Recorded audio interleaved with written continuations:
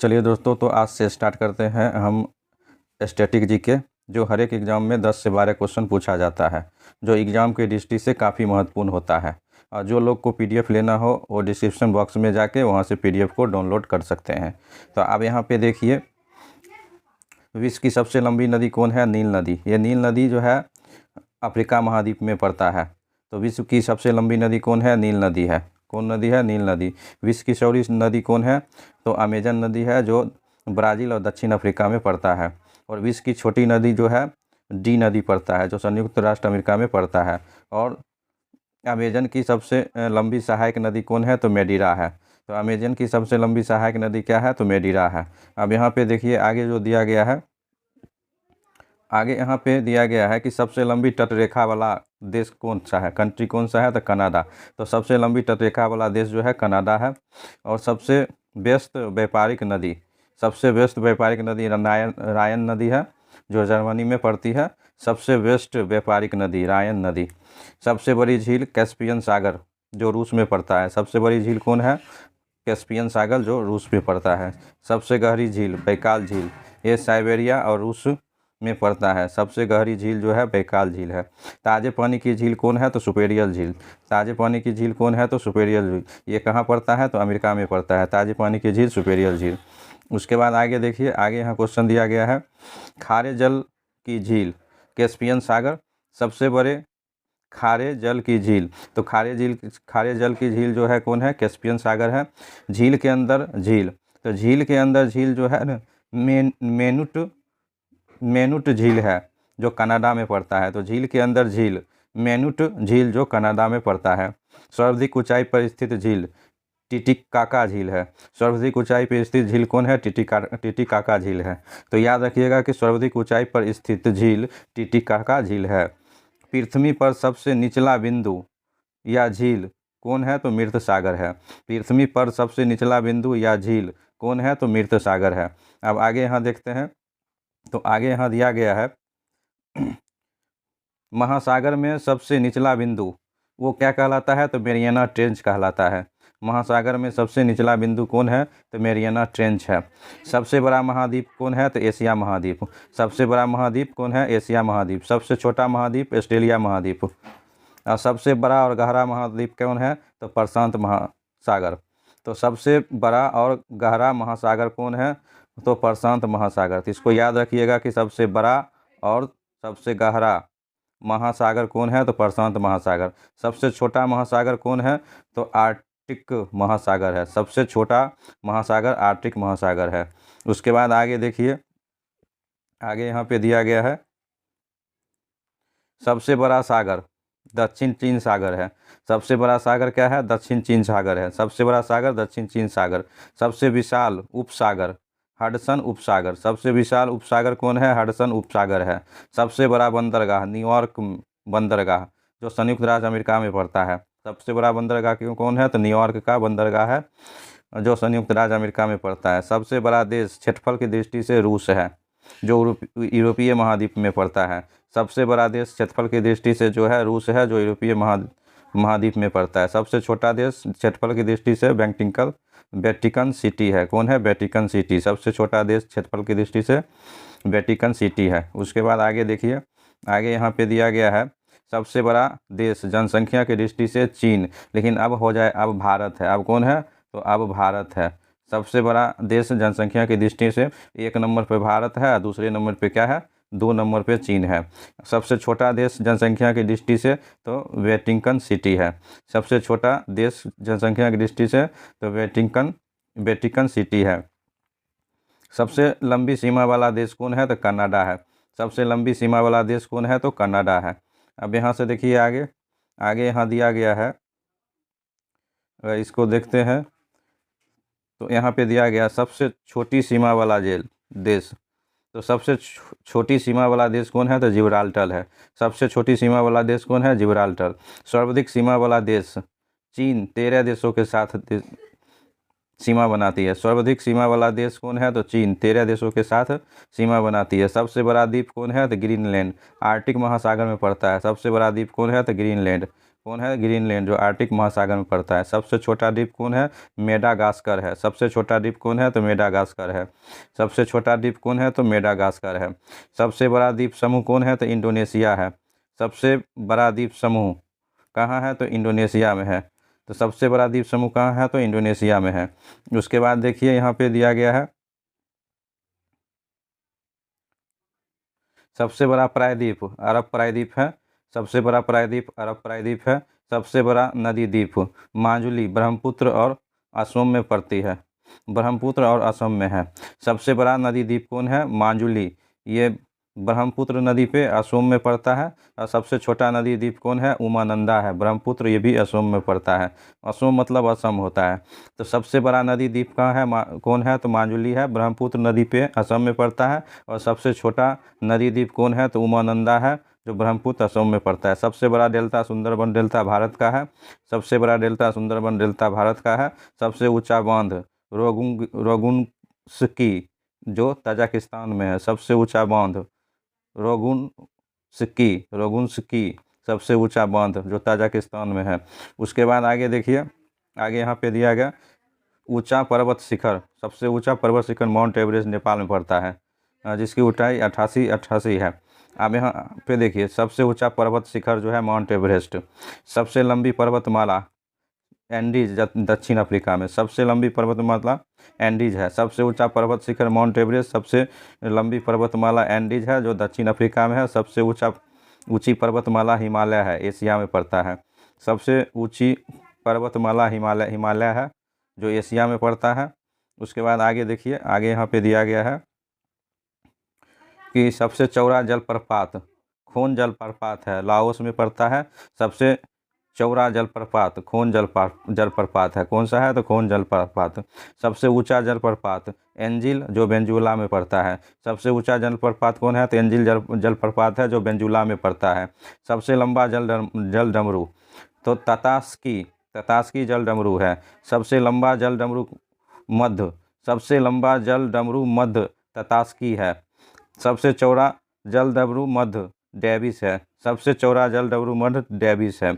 उसके बाद सबसे बड़ा रेगिस्तान सहारा उत्तर अफ्रीका में पड़ता है। सबसे बड़ा रेगिस्तान सहारा है, जो उत्तर अफ्रीका में पड़ता है। उसके बाद आगे देखिए, यहाँ पे दिया है एशिया का बड़ा रेगिस्तान। एशिया का सबसे बड़ा रेगिस्तान गोबी मंगोलिया में पड़ता है। एशिया का सबसे बड़ा रेगिस्तान गोबी मंगोलिया में पड़ता है। सबसे बड़ा और लंबा नहर स्वेज नहर है। सबसे बड़ा और लंबा नहर स्वेज नहर है। सबसे व्यस्त नहर कील नहर है। सबसे व्यस्त नहर कौन है? कील नहर है। उसके बाद सबसे बड़ी रेल सुरंग गोटहाइड स्विट्जरलैंड में पड़ता है। सबसे बड़ी रेल सुरंग गोटहाइड स्विट्जरलैंड में पड़ता है। सबसे बड़ी सड़क सुरंग लॉर्डल नॉर्वे में पड़ता है। सबसे बड़ी सड़क सुरंग लॉर्डल नॉर्वे में पड़ता है। उसके बाद आगे यहाँ पे देखिए, आगे यहाँ दिया गया है सबसे बड़ा हवाई अड्डा किंग फहद सऊदी अरब में पड़ता है। सबसे बड़ा हवाई अड्डा किंग फहद सऊदी अरब में पड़ता है। सबसे ऊंचा पठार पामीर का पठार तिब्बत में पड़ता है। सबसे ऊंचा पठार पामीर का पठार, जो तिब्बत में पड़ता है। सबसे ऊंची इमारत बुर्ज खलीफा दुबई में है। सबसे ऊंची इमारत कौन है? तो बुर्ज खलीफा, जो दुबई में है।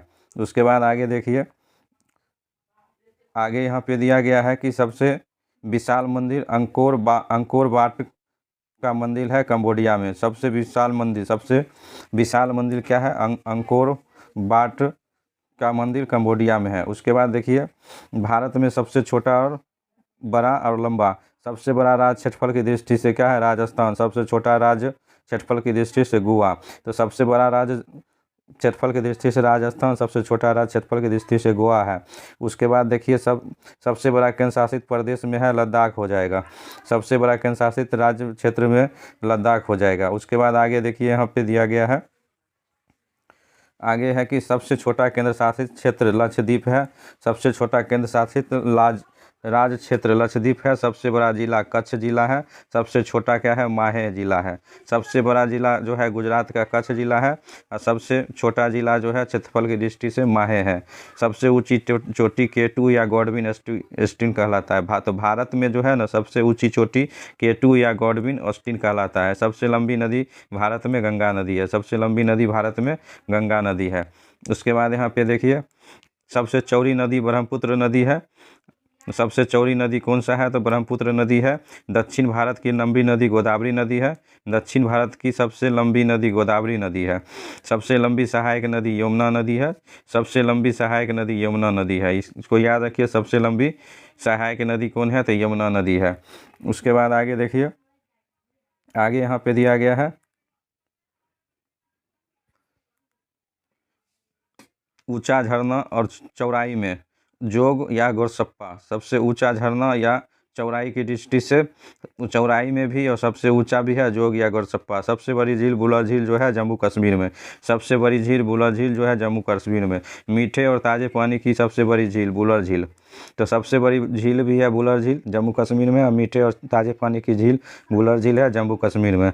खारे पानी की सबसे बड़ी तटीय झील चिल्का झील है। खारे पानी की सबसे बड़ी तटीय झील चिल्का झील है। सबसे ऊंची झील चोलामू सिक्किम में है। तो भारत में सबसे ऊंची झील चोलामू सिक्किम में है। इसको याद रखिएगा। और आगे देखिए, यहाँ पे दिया गया है सबसे बड़ी कृत्रिम झील गोविंद बल्लभ पंत सागर। सबसे बड़ी कृत्रिम झील गोविंद बल्लभ पंत सागर है। सबसे बड़ी कृत्रिम झील गोविंद बल्लभ पंत सागर है। सबसे लंबा समुद्र तट मेरीना बीच चेन्नई। सबसे लंबा समुद्र तट मेरीना बीच चेन्नई का है। सबसे लंबा समुद्र तट मेरीना बीच चेन्नई। लंबी तट रेखा वाला राज्य गुजरात। लंबी तट रेखा वाला राज्य कौन है? तो गुजरात है। लंबी तट रेखा वाला राज्य कौन है? तो गुजरात है। सबसे छोटी तट रेखा वाला राज्य कौन है? तो गोवा। सबसे छोटी तट रेखा वाला राज्य कौन है? तो गोवा है। लंबी तट रेखा और प्रायद्वीप राज्य आंध्र प्रदेश। लंबी तट रेखा और प्रायद्वीप राज्य कौन है? तो आंध्र प्रदेश है। उसके बाद आगे देखिए, आगे यहाँ पे दिया गया है सबसे ऊंची बांध टिहरी बांध उत्तराखंड में है। तो सबसे ऊंची बांध टिहरी बांध उत्तराखंड में है। सबसे लंबा बांध हीराकुंड बांध महानदी पर है। सबसे लंबा बांध हीराकुंड बांध महानदी पे है। सबसे लंबा राष्ट्रीय राजमार्ग NH-44 है। सबसे लंबा राष्ट्रीय राजमार्ग NH-44 है। उसके बाद आगे यहाँ पे देखिए सॉरी, सबसे छोटा राष्ट्रीय राजमार्ग जो है 47A 6 किलोमीटर का है। सबसे छोटा राष्ट्रीय राजमार्ग 47A है, 6 किलोमीटर का है। सबसे लंबी सड़क ग्रैंड ट्रंक रोड है। शेरशाह सूरी के द्वारा बनाया गया सबसे लंबी सड़क ग्रैंड ट्रंक रोड है। सबसे बड़ा रेगिस्तान थार है, राजस्थान में पड़ता है। सबसे बड़ा रेगिस्तान थार है जो राजस्थान में पड़ता है। सबसे बड़ा डेल्टा सुंदरबन डेल्टा पश्चिम बंगाल में पड़ता है। सबसे बड़ा डेल्टा जो है सुंदरबन डेल्टा है और जो पश्चिम बंगाल में पड़ता है। उसके बाद आगे देखिए, आगे यहाँ पे दिया है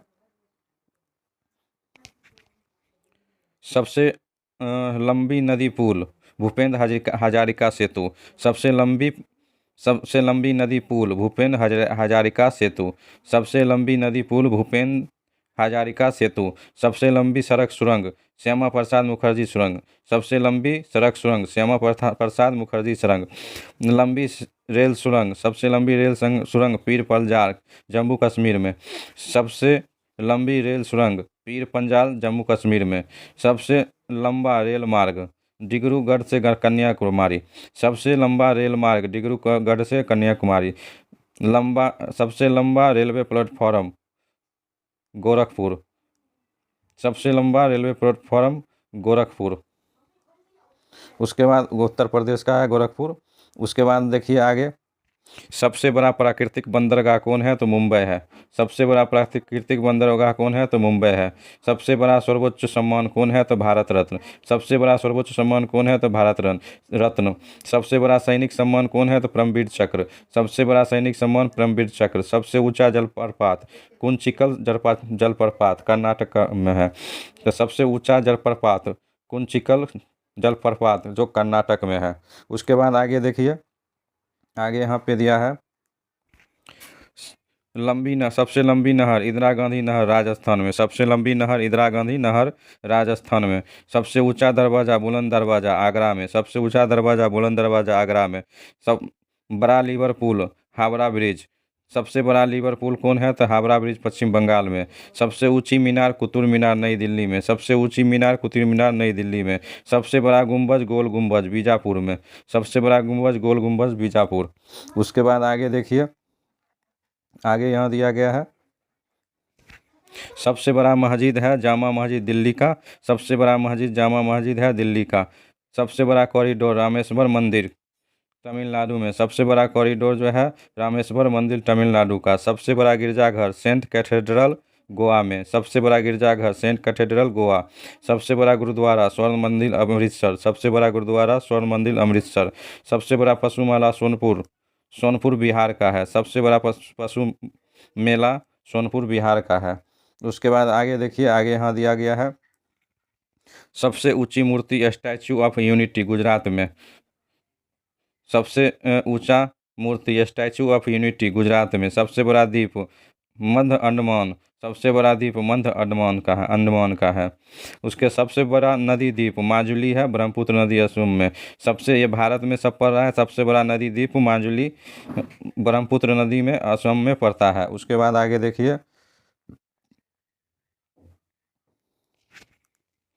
सबसे छोटी नदी उमानंदा ब्रह्मपुत्र असम में पड़ता है। सबसे छोटी नदी उमानंदा असम में पड़ता है। सबसे बड़ा आवास राष्ट्रपति भवन। सबसे बड़ा आवास राष्ट्रपति भवन। सबसे बड़ा किला लाल किला दिल्ली का। सबसे बड़ा किला लाल किला दिल्ली का। सबसे बड़ा गुफा कैलाश मंदिर एरोला का। कैलाश मंदिर एरोला का गुफा। सबसे बड़ा गुफा कैलाश मंदिर एलोरा का गुफा। गहरी नदी घाटी भागीरथ एवं अलकनंदा। गहरी नदी घाटी भागीरथ और अलकनंदा नदी घाटी है। उसके बाद आगे यहाँ देखिए, आगे पे यहाँ पे कुछ दिया गया है। तो भौतिक उपनाम भारत और विश्व में उपनाम और नाम यहाँ पे दिया गया है। स्वर्ण मंदिर का शहर किसको कहा जाता है? तो अमृतसर को कहा जाता है। पोप का शहर रोम को कहा जाता है। स्वर्ण मंदिर का शहर किसको कहा जाता है? तो अमृतसर को कहा जाता है। पोप का शहर किसको कहा जाता है? तो रोम को कहा जाता है। उसके बाद आगे यहाँ पे देखिए, आगे यहाँ जो दिया गया है, बंगाल की शोक किसको कहा जाता है? तो दामोदर नदी को कहा जाता है। बंगाल की शोक दामोदर नदी।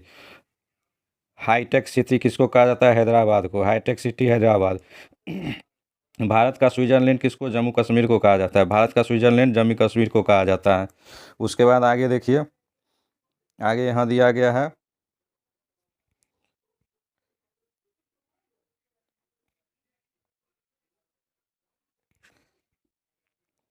धरती का स्वर्ग जम्मू कश्मीर को कहा जाता है। धरती का स्वर्ग कश्मीर को कहा जाता है। भारत का मैनचेस्टर अहमदाबाद को कहा जाता है। भारत का मैनचेस्टर अहमदाबाद को। दक्षिण भारत का मैनचेस्टर कोयम्बटूर को कहा जाता है। दक्षिण भारत का मैनचेस्टर कोयम्बटूर को कहा जाता है। उत्तर भारत का मैनचेस्टर कानपुर को कहा जाता है। उत्तर भारत का मैनचेस्टर कानपुर को कहा जाता है। उसके बाद आगे देखिए, आगे यहाँ दिया गया है कि श्वेतनगर बेलग्रेड है। श्वेतनगर बेलग्रेड को कहा जाता है। चीन का शोक हांगो नदी को कहा जाता है। चीन का शोक हांगो नदी को कहा जाता है। मध्यरात्रि के सूर्य का देश नॉर्वे को कहा जाता है। मध्यरात्रि के सूर्य का देश नॉर्वे को कहा जाता है। यूरोप के खेल का मैदान स्विट्जरलैंड को कहा जाता है। यूरोप के खेल के मैदान स्विट्जरलैंड को कहा जाता है। उसके बाद आगे देखिए,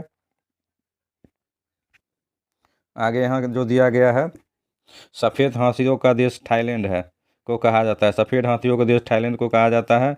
उगते सूरज का देश जापान को कहा जाता है। उगते सूरज का देश जापान को कहा जाता है। हजारों झीलों की भूमि फिनलैंड को कहा जाता है। हजारों झीलों की भूमि फिनलैंड को कहा जाता है। नील का उपहार या वरदान मिस्र को कहा जाता है। नील का उपहार और वरदान मिस्र को कहा जाता है।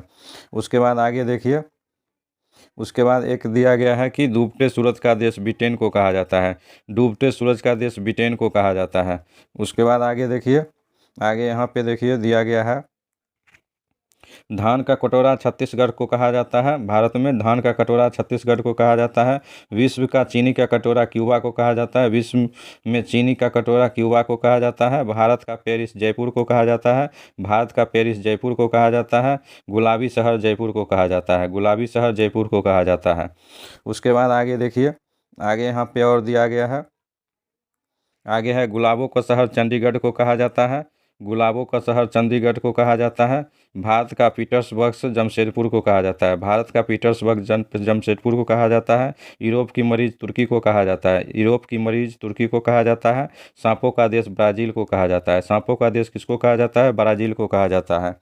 उसके बाद आगे देखिए, यहाँ पे दिया गया है पूर्व का वेनिस कोचीन को कहा जाता है, पूर्व का वेनिस कोचीन को कहा जाता है। इलेक्ट्रॉनिक्स और अंतरिक्ष का शहर बेंगलुरु को कहा जाता है, इलेक्ट्रॉनिक और अंतरिक्ष का शहर बेंगलुरु को कहा जाता है। पिरामिड का देश मिस्र को कहा जाता है, पिरामिड का देश मिस्र को कहा जाता है। अंडों की टोकरी आंध्र प्रदेश को कहा जाता है, अंडों की टोकरी मध्य प्रदेश को आंध्र प्रदेश को कहा जाता है, सॉरी, अंडों की टोकरी आंध्र प्रदेश को कहा जाता है। उसके बाद यहाँ पे देखिए आगे दिया गया है, आगे जो दिया गया है, सोया प्रदेश मध्य प्रदेश को कहा जाता है, सोया प्रदेश मध्य प्रदेश को कहा जाता है। कॉकपिट ऑफ यूरोप बेल्जियम को कहा जाता है, कॉकपिट ऑफ यूरोप बेल्जियम को कहा जाता है। भारत का प्रवेश द्वार मुंबई को कहा जाता है, भारत का प्रवेश द्वार मुंबई को कहा जाता है। भारत में मसालों का बगीचा केरल को कहा जाता है, भारत का मसालों का बगीचा केरल को कहा जाता है। उसके बाद आगे देखिए, आगे यहाँ पे दिया गया है, आगे जो इसमें दिया गया है कि city of Golden Gate, city of Golden Gate किसको कहा जाता है, तो city of Golden Gate San Francisco को कहा जाता है, city of Golden Gate San Francisco को कहा जाता है। इस्पात नगरी जमशेदपुर को कहा जाता है, इस्पात नगरी जमशेदपुर को कहा जाता है। Land of golden fleece Australia को कहा जाता है, land of golden fleece Australia को कहा जाता है। भूमध्य सागर का द्वार जिब्राल्टर को कहा जाता है, भूमध्य सागर का द्वार जिब्राल्टर को कहा जाता है। उसके बाद आगे यहाँ पे देखिए, आगे जो दिया गया है, स्वर्णिम पैगोडा का देश म्यांमार को कहा जाता है, स्वर्णिम पैगोडा का देश म्यांमार को कहा जाता है। क्वीन ऑफ डेक्कन पुणे को कहा जाता है, क्वीन ऑफ डेक्कन पुणे को कहा जाता है। फलों का डालिया हिमाचल प्रदेश को कहा जाता है, फलों का डालिया हिमाचल प्रदेश को कहा जाता है। भारत का बगीचा बेंगलुरु को कहा जाता है, भारत का बगीचा बेंगलुरु को कहा जाता है। उसके बाद आगे देखिए, ब्लू माउंटेन्स मिजोरम को कहा जाता है फैंगपाई चोटी, ब्लू माउंटेन को कहा जाता है फैंगपाई चोटी कहा जाता है, ब्लू माउंटेन को फैंगपाई चोटी कहा जाता है। उसके बाद आगे देखिए, यहाँ दिया गया है, पवित्र भूमि का देश जेरूसलम को कहा जाता है, पवित्र भूमि का जेरूसलम को। मोतियों का द्वीप बहरीन को कहा जाता है, मोतियों का द्वीप बहरीन को कहा जाता है। मरकत्र द्वीप आयरलैंड को कहा जाता है, मरकट द्वीप आयरलैंड को कहा जाता है। आंसुओं का द्वार बाब एल मंडब को कहा जाता है, आंसुओं का द्वार बाब एल मंडब को कहा जाता है, बाब एल मंडब को कहा जाता है। उसके बाद आगे देखिए, यहाँ पे दिया गया है, पूर्व का मैनचेस्टर ओसाका को कहा जाता है, पूर्व का मैनचेस्टर ओसाका को। प्यासी भूमि की देश ऑस्ट्रेलिया को कहा जाता है, प्यासी भूमि का देश ऑस्ट्रेलिया को। एशिया का मरीज चीन को कहा जाता है, एशिया का मरीज चीन को कहा जाता है। अंध महादेश अफ्रीका को कहा जाता है, अंध महादेश अफ्रीका को कहा जाता है। उसके बाद आगे देखिए, यहाँ पे देखिए दिया है, एड्रियाटिक की रानी वेनिस को कहा जाता है, एड्रियाटिक की रानी वेनिस इटली को कहा जाता है। हजार हाथियों की भूमि लाओस को कहा जाता है, हजार हाथियों की भूमि लाओस को कहा जाता है। उसके बाद देखिए, कुछ संगठन और उसके मुख्यालय को देखा जाए तो अंतर्राष्ट्रीय मुद्रा कोष IMF का मुख्यालय वाशिंगटन DC में है। इसकी स्थापना 1945 में हुई है। अंतर्राष्ट्रीय मुद्रा कोष की स्थापना 1945 में, हेडक्वार्टर वाशिंगटन DC है। विश्व बैंक की स्थापना भी 1945 में हुआ है और इसका भी मुख्यालय वाशिंगटन DC में है। तो IMF और विश्व बैंक दोनों का जो हेडक्वार्टर कहाँ पे है, वाशिंगटन DC में है। दोनों की स्थापना 1945 में किया गया है। उसके बाद आगे यहाँ पे देखिए, आगे दिया है, खाद्य और कृषि संगठन FAO का मुख्यालय कहाँ पे है, रोम में है। इसका भी स्थापना 1945 में। तो खाद्य एवं कृषि संगठन का मुख्यालय रोम, स्थापना 1945। WTO का स्थापना 1995 में। विश्व व्यापार संगठन WTO का स्थापना 1995 में जेनेवा में किया गया। WTO का स्थापना। विश्व स्वास्थ्य संगठन WHO का मुख्यालय जेनेवा में है और इसकी स्थापना 1948 में किया गया है। तो WHO का मुख्यालय जेनेवा में है और इसकी स्थापना 1948 में किया गया है। उसके बाद देखिए, इसमें दिया गया है कि गेट का मुख्यालय जेनेवा में है, इसकी स्थापना 1947 में किया गया है। गेट का मुख्यालय जेनेवा में है, उसकी स्थापना 1947 में किया गया है। रेड क्रॉस का मुख्यालय जेनेवा में, इसकी स्थापना 1863 में किया गया है। रेड क्रॉस का मुख्यालय जेनेवा में, इसकी स्थापना 1863 में किया गया है।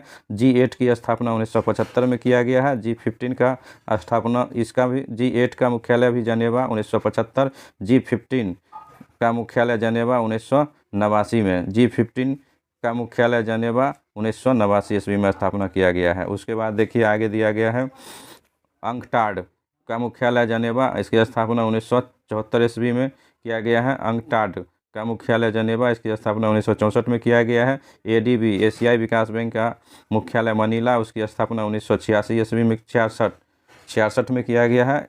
एशिया विकास बैंक की मुख्यालय मनीला, इसकी स्थापना 1966 ईस्वी में किया गया है। दक्षेश मतलब सार्क की मुख्यालय काठमांडू है, इसकी स्थापना 1985 ईस्वी में किया गया है। ओपेक की स्थापना 1960 में किया गया है और वियना इसका मुख्यालय है। ओपेक का मुख्यालय वियना है, 1960 में इसकी स्थापना किया गया है। उसके बाद आगे देखिए, आगे यहाँ दिया गया है इंटरपोल की स्थापना 1923 में, जिसका मुख्यालय पेरिस में किया गया है। इंटरपोल का मुख्यालय पेरिस, 1923 में इसकी स्थापना किया गया। अंतर्राष्ट्रीय न्यायालय हेंग में है 1946 में इसकी स्थापना किया गया। अंतर्राष्ट्रीय न्यायालय का मुख्यालय हेंग और 1946 में इसकी स्थापना किया गया है। यूएनओ संयुक्त राष्ट्र संघ की स्थापना 1945 में न्यूयॉर्क में किया गया है। संयुक्त राष्ट्र संघ यूएनओ की स्थापना 1945 ईस्वी में किया गया, इसका मुख्यालय न्यूयॉर्क है। एमनेस्टी इंटरनेशनल लंदन में है, मुख्यालय लंदन में है। एमनेस्टी इंटरनेशनल का मुख्यालय लंदन में है, इसकी स्थापना 1961 में किया गया है। उसके बाद देखिए यहाँ जो दिया गया है, यूनेस्को का मुख्यालय पेरिस में है, जिसकी स्थापना 1946 ईस्वी में किया गया।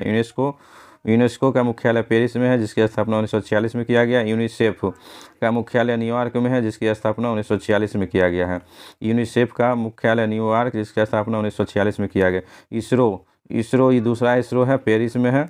ये यूरोपियन संघ का है, जिसकी स्थापना 1964 ईस्वी में किया गया है। ये भारत का इसरो नहीं है।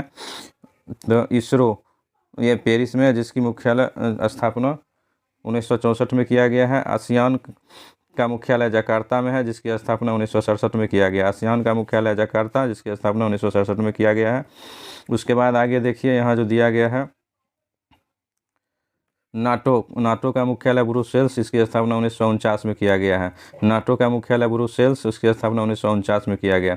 राष्ट्रमंडल कॉमनवेल्थ जो गेम होता है, उसका मुख्यालय लंदन में है, इसकी स्थापना 1926 में किया गया। राष्ट्रमंडल खेलों की स्थापना 1926 में किया गया, जिसकी मुख्यालय लंदन में है। अरब लीग का मुख्यालय काहिरा, 1945 में स्थापना किया गया।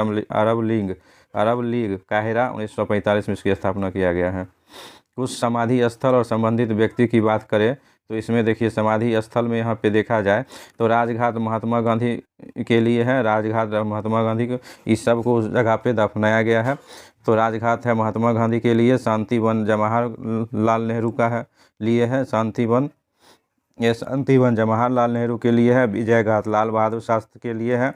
तो ये ज़्यादा इंपॉर्टेंट राजघाट महात्मा गांधी के लिए, शांतिवन जो है जवाहरलाल नेहरू को दफनाया गया है। विजय घाट में लाल बहादुर शास्त्री को स्थल है। इसको क्या बोलते हैं, तो इसको बोला जाता है समाधि स्थल। तो यहाँ पे देखिए, समाधि स्थल की बात करें तो महात्मा गांधी की समाधि स्थल कहाँ है, राजघाट में है। जवाहरलाल नेहरू की समाधि स्थल शांतिवन में है। उसके बाद लाल बहादुर शास्त्री का समाधि स्थल विजय घाट में है। इंदिरा गांधी की समाधि स्थल जो है शक्ति स्थल है। इंदिरा गांधी की समाधि स्थल जो है शक्ति स्थल कहलाता है। उसके बाद आगे यहाँ पे देखिए, आगे जो है कि राजीव गांधी की समाधि स्थल वीरभूमि है। राजीव गांधी की समाधि स्थल वीरभूमि है। चौधरी चरण सिंह की समाधि स्थल किसान घाट है। चौधरी चरण की समाधि स्थल किसान घाट है। डॉक्टर राजेंद्र प्रसाद की समाधि स्थल जो है महाप्रयाण घाट है। डॉक्टर राजेंद्र प्रसाद की समाधि स्थल महाप्रयाण घाट है। मोरारजी देसाई की समाधि स्थल है अभय घाट है। उसके बाद आगे देखिए, आगे जो दिया गया है यहाँ पे, जगजीवन राम की समाधि स्थल समता स्थल है। उसके बाद गुलजारी लाल नंदा की समाधि स्थल नारायण घाट है। ज्ञानी जैल सिंह की समाधि स्थल एकता स्थल है। ज्ञानी जैल सिंह की समाधि स्थल एकता स्थल है। BR अम्बेडकर की समाधि स्थल को चैत्रा भूमि कहा जाता है। BR अम्बेडकर की समाधि स्थल को चैत्रा भूमि कहा जाता है। उसके बाद आगे देखिए, यहाँ पे दिया गया है, RK नारायण की समाधि स्थल को उदय भूमि कहा जाता है। और शंकर दयाल शर्मा की समाधि स्थल को कर्मभूमि कहा जाता है। उसके बाद देखिए कुछ गुप्तचर विभाग की नाम अगर बताया जाए तो पाकिस्तान का ISI होता है, भारत का राव होता है ना। अब पाकिस्तान का ISI होता है, भारत का राव होता है, गुप्तचर संस्थाएं हैं ये। उसके बाद देखिए यहाँ पे जो दिया गया है, अमेरिका में जो होता है, अमेरिका का गुप्तचर स्थल जो है ये CIA है और FBIA है, ये अमेरिका का गुप्तचर स्थल है। ईरान का सबाक है, ईरान का सबाक है, और भारत का IB और CBI है, भारत का IB और CBI है। इजराइल का मोसाद है, इजराइल का मोसाद है। उसके बाद देखिए यहाँ पे देखिए जापान का नाइचो है, और मिस्र का मुखबरात है, मिस्र का मुखबरात है, और इराक का अल मुखबरात है, अल मुखबरात है इराक का। उसके बाद आगे देखिए, आगे यहाँ पे दिया गया है, और रूस का जो है गुप्तचर स्थल है KGB है और GRU है। उसके बाद अगर यहाँ पे देखिए कुछ प्रतीक चिन्ह की अगर चर्चा करें तो प्रतीक चिन्ह में कह रहा है कि डॉक्टर की सहायता के लिए रेड क्रॉस डाला जाता है, ये इसे बोला रहता है रेड क्रॉस, ये डॉक्टरी चिन्ह के लिए होता है। परिवार नियोजन के लिए लाल त्रिकोणी होता है, परिवार नियोजन के लिए लाल त्रिकोणी होता है। संधि और समर्पण सफ़ेद झंडा होता है, संधि और समर्पण सफ़ेद झंडा होता है, सफ़ेद झंडा होता है। उसके बाद आगे देखिए, आगे जो दिया है क्रांति और खतरे का सूचक क्या होता है, लाल झंडा। क्रांति और खतरे का सूचक लाल झंडा। विरोध का प्रदर्शन काला झंडा, विरोध का प्रदर्शन काला झंडा। राष्ट्रीय विवाद उल्टा झंडा, राष्ट्रीय विवाद उल्टा झंडा। शांति का प्रतीक कबूतर को माना जाता है, शांति का प्रतीक कबूतर को माना जाता है। उसके बाद आगे देखिए, शोक या दुख बाँह पर काली पट्टी लगाया जाता है, शोक और दुख बाँह पर काली पट्टी लगाया जाता है। प्रगति का चक्र चक्र कहलाता है, प्रगति का चक्र चक्र होता है। उसके बाद देखिए, विश्व के प्रमुख मरुस्थल की चर्चा किया जाए तो विश्व के प्रमुख मरुस्थल में देखिए तो यहाँ पे दिया गया है सहारा, कहाँ पे है मरुस्थल, सहारा मरुस्थल उत्तरी अफ्रीका में है, सहारा मरुस्थल उत्तरी अफ्रीका में है। अरब मरुस्थल अरब प्रायद्वीप में है, अरब मरुस्थल अरब प्रायद्वीप में है। गोबी मरुस्थल मंगोलिया में है, गोबी मरुस्थल मंगोलिया में है। कालाहारी बोत्सवाना में है, जो दक्षिण पश्चिम अफ्रीका में है, कालाहारी बोत्सवाना में है।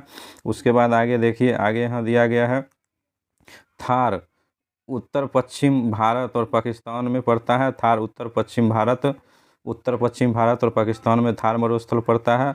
अटकामा मरुस्थल उत्तरी चिली में पाया जाता है, दक्षिण अफ्रीका में है। अटकामा मरुस्थल उत्तरी चिली दक्षिण अफ्रीका में पड़ता है। उसके बाद कुछ अनुच्छेद की चर्चा करें तो अनुच्छेद में कुछ अनुच्छेद की यहाँ पे दिया गया है। तो अनुच्छेद 1 में संघ का नाम और राज्य क्षेत्र की चर्चा किया गया है, संघ का नाम और राज्य क्षेत्र की चर्चा किया अनुच्छेद 1 में। अनुच्छेद 2 में नए राज्यों का प्रवेश और स्थापना की चर्चा किया गया, अनुच्छेद 2 में नए राज्यों का प्रवेश और स्थापना की चर्चा किया गया। मूल अधिकार की चर्चा अनुच्छेद 12 से 35 तक में किया गया, मूल अधिकार की चर्चा अनुच्छेद 12 से 35 में किया गया है। उसके बाद जो है विधि के समक्ष समानता का अधिकार अनुच्छेद 14 में दिया गया है, विधि के समक्ष समानता का अधिकार अनुच्छेद 14 में दिया वर्णित है। उसके बाद यहाँ पे अस्पृश्यता का अंत अनुच्छेद 17 में दिया गया है, अस्पृश्यता का अंत अनुच्छेद 17 में किया गया है। प्रेस की स्वतंत्रता अनुच्छेद 19 की क में दिया गया है, प्रेस की स्वतंत्रता अनुच्छेद 19 की क में दिया गया है। उसके बाद यहाँ पे देखिए अनुच्छेद 21 में कहा गया है प्राण और दैहिक स्वतंत्रता दिया गया है, अनुच्छेद 21 में प्राण और दैहिक स्वतंत्रता की चर्चा किया गया। अनुच्छेद 23 के अंतर्गत बलात् श्रम निषेध कहा गया, अनुच्छेद 23 में बलात् श्रम निषेध की चर्चा किया गया है। अनुच्छेद 24 में बालक के नियोजन का प्रति निषेध की चर्चा किया गया, अनुच्छेद 24 में बालक नियोजन का प्रति निषेध की चर्चा किया गया है। उसके बाद अनुच्छेद 36 से 51 में राज्य के नीति निर्देशक तत्व की चर्चा किया गया है, अनुच्छेद 36 से 51 तक के राज्य के नीति निर्देशक तत्व की चर्चा किया गया है। उसके बाद आगे यहाँ पे देखिए अनुच्छेद 40 में ग्राम पंचायत की गठन की चर्चा किया गया है, अनुच्छेद 40 में ग्राम पंचायत की गठन की चर्चा किया गया है। बच्चों के लिए निःशुल्क शिक्षा 21 के क में चर्चा किया गया, बच्चों के लिए निःशुल्क शिक्षा 21 के क में चर्चा किया गया है। और मूल कर्तव्य की चर्चा 51 के क में चर्चा किया गया, मूल कर्तव्य की चर्चा अनुच्छेद 51 के क में किया गया है। भारत के राष्ट्रपति की चर्चा पद अनुच्छेद 52 में चर्चा किया गया। राष्ट्रपति का पद, भारत के राष्ट्रपति का पद अनुच्छेद 52 में चर्चा किया गया है। उसके बाद यहाँ पे देखिए राष्ट्रपति का निर्वाचन अनुच्छेद 54 में किया गया है। राष्ट्रपति का निर्वाचन अनुच्छेद 54 में किया गया। राष्ट्रपति पर महाभियोग जो है 61 में किया गया है। राष्ट्रपति पर महाभियोग अनुच्छेद 61 में किया गया है। और राष्ट्रपति के क्षमादान की शक्ति की चर्चा अनुच्छेद 72 में किया गया। राष्ट्रपति की समाधान की शक्ति की चर्चा अनुच्छेद 72 में किया गया है। उसके बाद आगे देखिए, आगे यहाँ पे दिया गया है कि प्रधानमंत्री की नियुक्ति की चर्चा अनुच्छेद 75 में किया गया। प्रधानमंत्री की नियुक्ति की चर्चा अनुच्छेद 75 में। संसद का गठन अनुच्छेद 79 में, संसद की गठन 79 में चर्चा किया गया। राज्य और लोकसभा का गठन, राज्यसभा का गठन अनुच्छेद 80 में और लोकसभा का गठन अनुच्छेद 81 में किया गया है। और लोकसभा का विघटन अनुच्छेद 85 में किया गया है। लोकसभा का विघटन अनुच्छेद 85 में किया गया है। उसके बाद यहाँ पे देखिए संसद का संयुक्त अधिवेशन अनुच्छेद 108 में, संसद के संयुक्त अधिवेशन की चर्चा 108 में किया गया है। अनुसूचित जाति और जनजाति क्षेत्र की चर्चा अनुच्छेद 244 में किया गया है। अनुसूचित जाति और अनुसूचित जनजाति के क्षेत्र की चर्चा अनुच्छेद 244 में किया गया। वित्त आयोग की चर्चा अनुच्छेद 280 में किया गया। वित्त आयोग की चर्चा अनुच्छेद 280 में किया गया है। और ये जितने भी बता रहे हैं अनुच्छेद, ये सब एग्जाम में पूछा जाता है और सब अनुच्छेद इम्पोर्टेंट है, किसी न किसी एग्जाम में बार बार आते रहता है। निर्वाचन आयोग का उल्लेख अनुच्छेद 324 में किया गया। निर्वाचन आयोग का उल्लेख अनुच्छेद 324 में किया गया। निर्वाचन आयोग का उल्लेख अनुच्छेद 324 में किया गया है। अनुसूचित जाति और अनुसूचित जनजाति के आरक्षण की चर्चा 330 में किया गया है। अनुसूचित जाति और अनुसूचित जनजाति की आरक्षण की चर्चा अनुच्छेद 330 में किया गया है। संघ की राजभाषा की चर्चा अनुच्छेद 343 में किया गया है। संघ की राजभाषा की चर्चा अनुच्छेद 343 में। आपातकाल का प्रावधान अनुच्छेद 352 में किया गया। आपातकाल का प्रावधान अनुच्छेद 352 में किया गया है। उसके बाद देखिए आप राष्ट्रपति का शासन का प्रावधान, राष्ट्रपति शासन का प्रावधान जो है अनुच्छेद 356 में, राष्ट्रपति शासन की चर्चा अनुच्छेद 356 में किया गया है। उसके बाद देखिए यहाँ पे दिया गया है वित्तीय संकट का प्रावधान अनुच्छेद 360 में। वित्तीय संकट का प्रावधान अनुच्छेद 360 में। संविधान संशोधन का प्रावधान अनुच्छेद 368 में। संविधान संशोधन का प्रावधान अनुच्छेद 368 में। जम्मू कश्मीर के विशेष राज्य की दर्जा अनुच्छेद 370 में। जम्मू कश्मीर विशेष राज्य की दर्जा अनुच्छेद 370 में चर्चा किया गया है। उसके बाद देखिए यहाँ दिया गया है कि भारतीय संविधान के प्रमुख भाग की अगर बात करें, भाग 1 में अनुच्छेद 1 से 4 तक दिया गया है, जिसमें संघ राज्य क्षेत्र की चर्चा किया गया है। तो भाग 1 में संघ और राज्य क्षेत्र की चर्चा किया गया अनुच्छेद 1 से लेकर 4 तक में। भाग 2 में नागरिकता की चर्चा किया गया है 5 से 11 तक में। भाग 2 में नागरिकता की चर्चा किया गया अनुच्छेद 5 से 11 में। भाग 3 में मौलिक अधिकार की चर्चा किया गया है।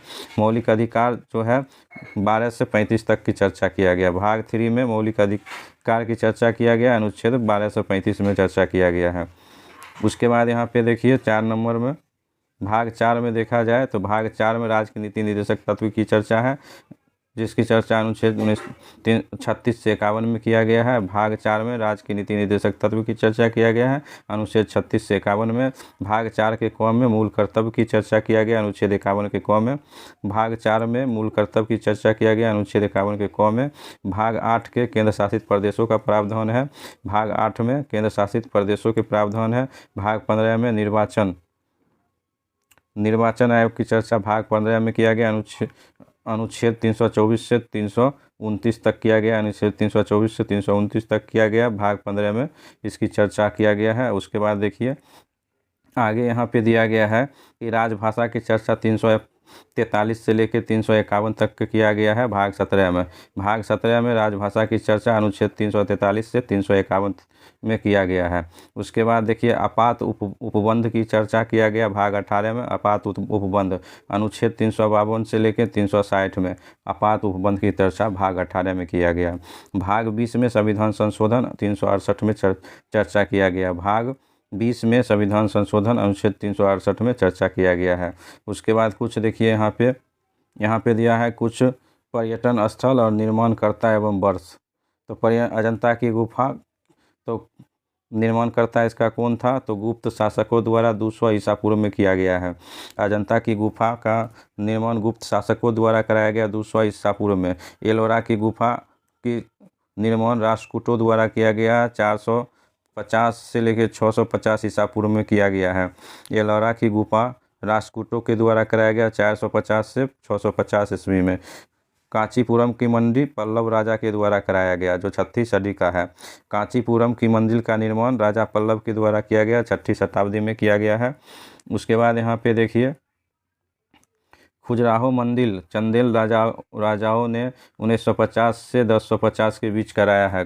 खजुराहो की मंदिर का निर्माण चंदेल राजाओं के द्वारा कराया गया। कुतुब मीनार का निर्माण कुतुबुद्दीन ऐबक के द्वारा किया गया है। कुतुब मीनार के निर्माण कुतुबुद्दीन ऐबक के द्वारा किया गया। 2.5 दिन की झोपड़ा कुतुबुद्दीन ऐबक के द्वारा किया गया।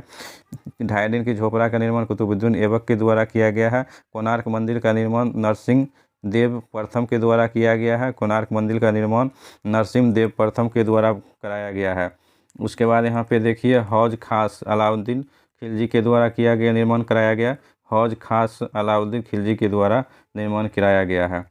उसके बाद यहाँ पे देखिए विजय स्तंभ महाराणा कुंभा द्वारा कराया गया, निर्माण कराया गया। विजय स्तंभ का निर्माण महाराणा कुंभा द्वारा किया गया। आगरा फोर्ट अकबर के द्वारा निर्माण कराया गया। आगरा फोर्ट अकबर के द्वारा निर्माण किया गया।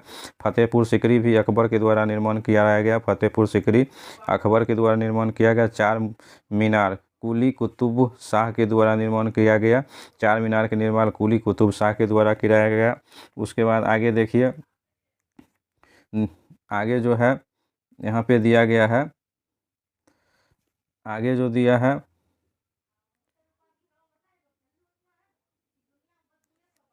निशांत बाग का निर्माण आसिफ अली के द्वारा कराया गया। निशांत बाग का निर्माण आसिफ अली के द्वारा किया गया। दीवाने खास शाहजहाँ के द्वारा निर्माण किया गया। दीवाने खास शाहजहाँ के द्वारा निर्माण कराया गया। ताजमहल शाहजहाँ के द्वारा कराया गया। जामा मस्जिद भी शाहजहाँ के द्वारा निर्माण कराया गया। दीवाने खास शाहजहाँ के द्वारा निर्माण कराया गया। ताजमहल शाहजहाँ के द्वारा निर्माण कराया गया। जामा मस्जिद शाहजहाँ के द्वारा निर्माण कराया गया है। उसके बाद यहाँ पे देखिए आगे दिया गया है कि मोती मस्जिद शाहजहाँ के द्वारा निर्माण किया गया। लाल किला शाहजहाँ के द्वारा निर्माण कराया गया। मोती मस्जिद शाहजहाँ के द्वारा निर्माण कराया गया। लाल किला शाहजहाँ के द्वारा निर्माण कराया गया। Fort William college Lord Wellesley के द्वारा निर्माण कराया गया। Fort William college Lord Wellesley के द्वारा निर्माण कराया गया। हवा महल का निर्माण प्रताप सिंह के द्वारा किया गया है। हवा महल का निर्माण प्रताप सिंह के द्वारा कराया गया। उसके बाद प्रमुख उपकरण और उसके कार्यों की चर्चा करें तो प्रमुख उपकरण में यहाँ पे देखिए बैरोमीटर वायुमंडलीय दाब को मापता है। बैरोमीटर वायुमंडलीय दाब को मापता है। स्टेथोस्कोप हृदय में फेफड़ों की गति को सुनने में किया जाता है। स्टेथोस्कोप का यूज हृदय और फेफड़े की गति को सुनने में किया जाता है। हृदय की गति की जांच कार्डियोग्राम से किया जाता है। हृदय की गति की जांच कार्डियोग्राम से किया जाता है। द्रव का सापेक्षिक घनत्व हाइड्रोमीटर कहलाता है। द्रव का सापेक्षिक घनत्व हाइड्रोमीटर कहलाता है। उसके बाद यहाँ पे देखिए नैनोमीटर पौधे की जड़ों की दाब की माप को पता लगाता है। पौधे की जड़ों के दाब की माप की पता मैनोमीटर से लगाया जाता है। मैनोमीटर पौधे की जड़ों की दाब की पता मैनोमीटर से लगाया जाता है। वर्षा की माप रेन गेज के द्वारा मापा जाता है। वर्षा की माप रेन गेज के द्वारा मापा जाता है। भूकंप की तीव्रता रिएक्टर स्केल से मापा जाता है। भूकंप की तीव्रता रिएक्टर स्केल से मापा जाता है। दूध की शुद्धता लैक्टोमीटर से मापी जाती है। दूध की शुद्धता लैक्टोमीटर से मापी जाती है। उसके बाद देखिए यहाँ पे दिया है समुद्र की गहराई फेदोमीटर से मापी जाती है। समुद्र की गहराई फेदोमीटर से मापी जाती है। उसके बाद जो है हवा की शक्ति और गति की माप एनीमोमीटर से किया जाता है। हवा की शक्ति और गति की माप एनीमोमीटर से किया जाता है। वायुमंडल की आर्द्रता की माप हाइग्रोमीटर से किया जाता है।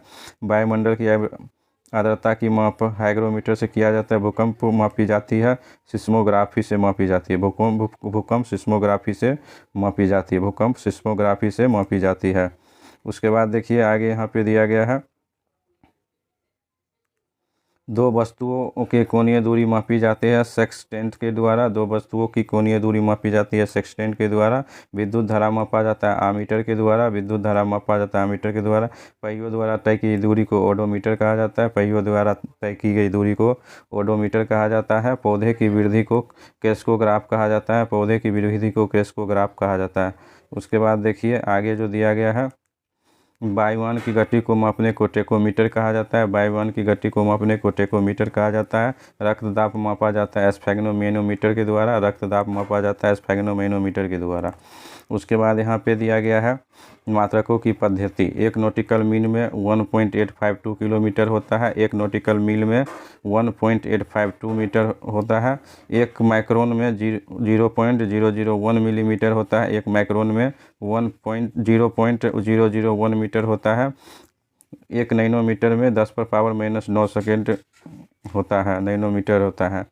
एक नैनो सेकेंड में 10⁻⁻9 सेकेंड होता है। उसके बाद आगे देखिए, आगे है कि एक अश्वशक्ति बराबर 746 वाट होता है। एक अश्वशक्ति बराबर 746 वाट होता है। एक फायदा मतलब 6 फीट होता है।